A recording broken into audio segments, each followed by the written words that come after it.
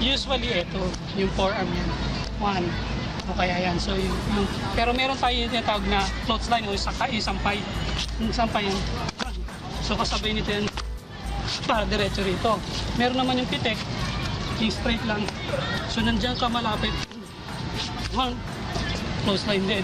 Meron naman yung straight o yung kinakaid lang. Pagkaid nun, pero lahat yan close quarter kasi pag andun. Meron naman yung tinatawag na tulak lang. So, tulak ng gano'n sa forearm. Usually maganda yan pag dito. So, pitik. Diretso. Purely close quarter kasi hindi naman pwede nang malayo ito. Usually, yun lang yun. So, follow up lang. High and low, yung concept na. Hindi siya. Puro forearm ha. Kung sinabay ng elbows, yung forearms. Same thing, yung bagsak. So kung ano yung ginagawa sa forearm, yun din yung ginagawa dito.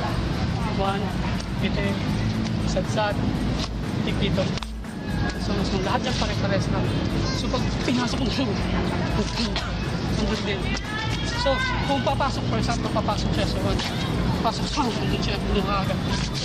So yan yung mga close quarters kasi mga pumasok dun. Diretso. Okay.